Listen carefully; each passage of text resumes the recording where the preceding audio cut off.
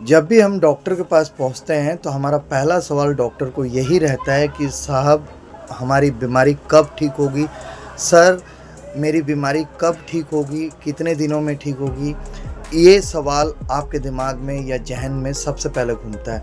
तो आइए मैं बीमारियों के 2 प्रकार जिसे हम एक्यूट डिज़ीज़ और एक क्रॉनिक डिज़ीज़ कहते हैं, ये दोनों में क्या अंतर है इसको समझाने की कोशिश करता हूँ इस वीडियो में। नमस्कार, मैं डॉक्टर अरूप, आपका अपना होम्योपैथी डॉक्टर। आज इस वीडियो में जानते हैं एक्यूट और क्रॉनिक डिजीज़ेस में क्या अंतर है। एक्यूट डिजीज़ उन डिजीज़ेस को कहा जाता है जो अचानक सडनली शरीर में आते हैं और कुछ समय के अंदर या तो बिना दवाइयों के या कुछ दिनों के इलाज में बिल्कुल ठीक हो सकते हैं।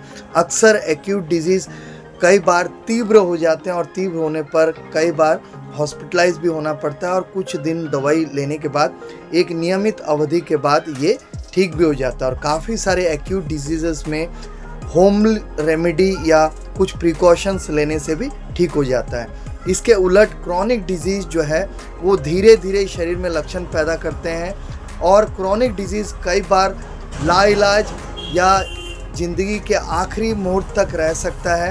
क्रॉनिक डिजीज़ के लक्षण जो है वो शुरू में पता नहीं चलते हैं और धीरे धीरे आगे आकर के कई बार ज़िंदगी के आखिरी मुहूर्त तक ये बीमारी रह सकता है। तो एक्यूट डिजीज़ और क्रॉनिक डिजीज़ में ये दोनों में यही डिफरेंस है कि एक्यूट डिजीज़ कुछ लिमिटेड पीरियड में ठीक हो जाता है और क्रॉनिक डिजीज़ कई बार लंबे इलाज के बाद ठीक होता है और कई बार ठीक नहीं भी होता है। तो दोनों स्थितियों को समझने की ज़रूरत है, तभी आप समझ सकते हैं कि आपकी बीमारी एक्यूट है या क्रॉनिक है या किस प्रकार से ठीक हो सकता है। धन्यवाद, नमस्कार, शुभ रात्रि।